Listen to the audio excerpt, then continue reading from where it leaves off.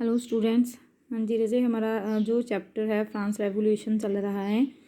तो France revolution में हमने पिछले लेक्चर में ये पढ़ा था कि जो लुई 16 था, लुई 16 जब सम्राट बना फ्रांस का, तो उसका जो सारा खजाना था वो खाली हो चुका था। ठीक है जी। तो उसकी जो फाइनेंशियल कंडीशन थी वो बहुत ज़्यादा ख़राब हो चुकी थी।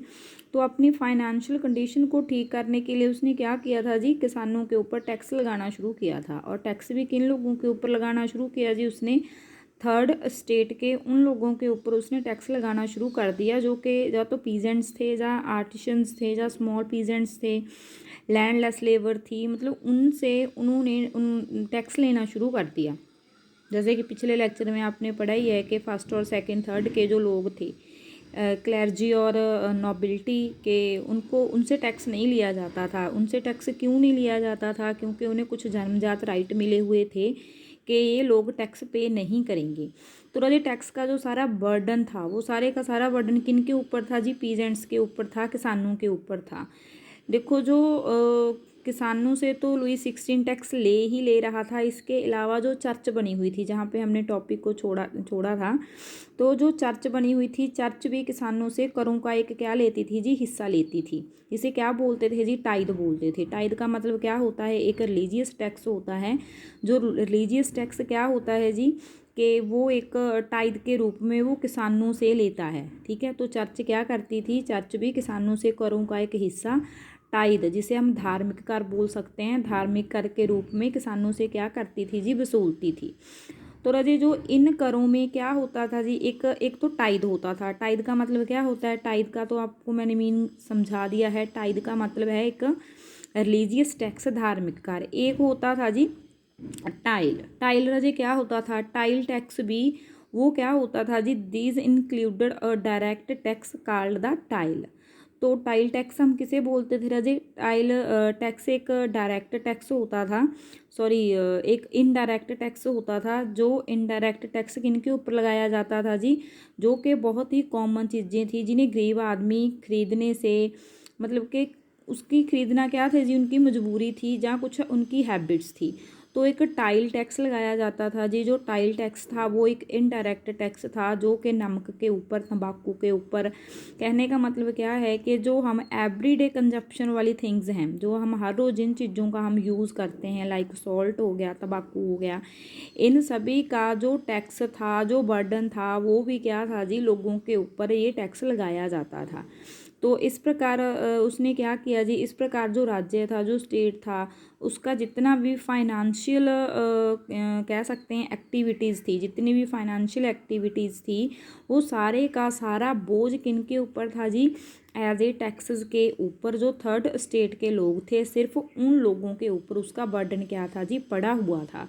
क्योंकि देखो जी, एक तो हमने पिछले लेक्चर में हमने पढ़ लिया है कि फर्स्ट और सेकंड स्टेट के लोगों को तो टैक्स लगाया ही नहीं जाता था, क्योंकि उनको तो एक जन्मजात उन्हें एक राइट मिला हुआ था। ठीक है। तो लुई 16 टैक्स किन से लेता था जी? किसानों से लेता था।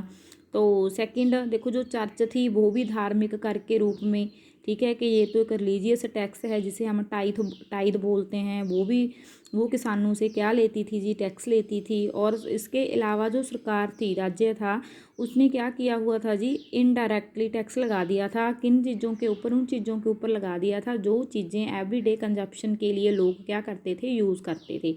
लाइक सॉल्ट हो गया, तंबाकू हो गया, ब्रेड होगी, और बहुत सी ऐसी चीज़ें हो गई जिनको खरीदना उनकी क्या थी जी? मजबूरी थी।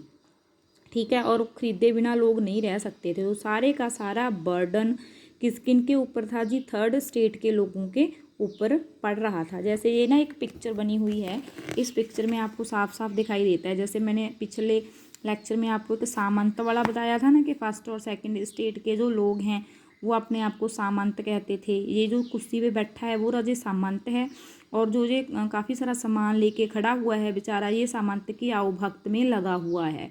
ठीक है। वो मतलब कि एक ऐसे खड़ा है, गरीब की दशा में खड़ा है, कि बेचारा पुअर है, हर एक चीज़ लेके खड़ा है उसके लिए। ठीक है। तो ये कंडीशन क्या दर्शा रही है? ये कंडीशन इस चीज़ को दर्शा रही है कि उस टाइम जो लोग थे उनकी कंडीशंस कैसी थी, स्पेशली जो थर्ड स्टेट के लोग थे। तो जो नेक्स्ट हमारा पॉइंट है जी, नेक्स्ट है the struggle to survive. The struggle to survive मतलब जीने के लिए संघर्ष। ठीक है, कि उस टाइम जो लोग थे वो जीने के लिए भी क्या कर रहे थे जी, संघर्ष कर रहे थे। सर्वाइव करने के लिए वो क्या कर रहे थे जी, स्ट्रगल कर रहे थे। The population of France rose from about 23 million in 1715 to 28 million in 1789। जो राजे फ्रांस की जनसंख्या थी वो सन 1715 में कितनी थी, सन 1715 में वो थी जी 23 मिलियन थी। ठीक है, एंड 23 मिलियन टू 28 मिलियन 1789, और 1789 में वो बढ़कर कितनी करोड़ हो गई थी जी, 28 करोड़ हो गई थी। This led to a rapid increase in the demand for the food grains. आपको भी पता है, देखो राजे, जैसे जैसे पॉपुलेशन बढ़ेगी, पॉपुलेशन के बढ़ने से तो जो फूड ग्रेन्स हैं उनकी डिमांड भी क्या होगी जी, बढ़ेगी। तो इस तरह से जैसे जैसे जनसंख्या बढ़ती चली गई, ठीक है, उस तरह से जो फूड ग्रेन्स थी उनकी डिमांड भी क्या होती गई, बढ़ती चली गई।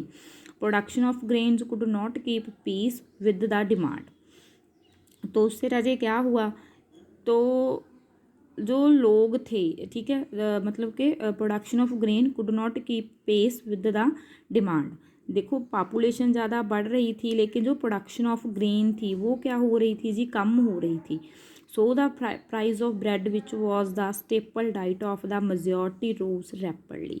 तो उससे रजी क्या हुआ, उससे देखो जब पॉपुलेशन बढ़ गई, प्रोडक्शन कम हो रही है, तो उससे रजे क्या हुआ, जो कि एक सिंपल सी, जिसे हम ब्रेड बोलते हैं, पाव रोटी बोलते हैं, ठीक है, तो उसकी कीमतें इतनी तेज़ी से बढ़ रही थी कि लोग उस चीज़ को भी खरीदने में क्या थे जी, असमर्थ थे। ठीक है, क्योंकि जो उस टाइम पाव रोटी थी, डब रोटी थी, उसकी डिमांड भी, उसके प्राइजेस क्या हो रहे थे जी, अप हो रहे थे, और मेजॉरिटी ऑफ जो लोग थे उन चीज़ों का ही क्या करते थे, यूज़ करते थे। Most workers were employed as labours in workshop whose owner fixed their wage. तो इसके अलावा राजे क्या हुआ, जो बहुत सारे वर्कर्स थे वो कारखानों में, ठीक है, मजदूरी करते थे, और उनकी मजदूरी कौन तय करते थे जी, मालिक तय करते थे कि इनको मजदूरी हमने कितनी की देनी है। लेकिन राजे जो मजदूरी थी वो महंगाई की दर से नहीं बढ़ रही थी। देखो महंगाई बढ़ रही थी लेकिन जो मज़दूरों की मजदूरी थी वो उतनी ही थी, बल्कि कम ही हो रही थी, क्योंकि वो कौन तय करते थे जी, वो कारखानों के मालिक तय करते थे कि इनको मजदूरी हमने कितनी देनी है या नहीं देनी है। तो इसके बाद क्या हुआ जी, फलस्वरूप आपको भी पता है जो अमीर और गरीब की जो खाई थी वो इतनी ज़्यादा बढ़ती चली गई। So the gap between the poor and the rich widened. ठीक है, तो फलस्वरूप राजे क्या हुआ, अमीर गरीब की जो खाई थी वो चौड़ी होती गई, और स्थितियाँ और भी बदतर हो गई। जो मतलब कि कंडीशंस थी वो क्या हो गई जी, the things became worse whenever drought और hail reduce the harvest. This led to the subsistence crisis, something that occurred frequently in France during the old regime. तो इससे राजे क्या हुआ, देखो महंगाई बढ़ रही थी, मजदूरी, जो मज़दूर थे वो मज़दूरों को मालिक मजदूरी उतनी दे नहीं रहे थे, काम ज़्यादा ले रहे थे। तो इसका कंक्लूज़न क्या निकला, जो अमीर और गरीब की खाई थी वो क्या होती गई जी, चौड़ी होती गई। जो सिचुएशन थी वो उस टाइम बहुत ज़्यादा ख़राब हो गई। ठीक है जी, उसी टाइम ड्रॉट पड़ गया, सूखा पड़ गया, ठीक है, गड़े पड़ गए, तो उससे जो फसलों की पैदावार थी वो भी दिन पर दिन क्या होती गई जी, गिरती गई। इससे क्या हुआ जी, रोजी रोटी का जो संकट था वो क्या हो गया जी, पैदा हो गया। लोग 2 टाइम रोटी खाने के लिए भी क्या हो रहे थे जी, तरस रहे थे। तो ऐसे में जो इनकम, हाँ,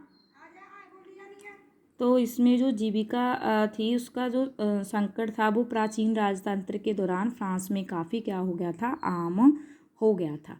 ठीक है जी, तो नेक्स्ट हम नेक्स्ट वीडियो में पढ़ेंगे। ओके।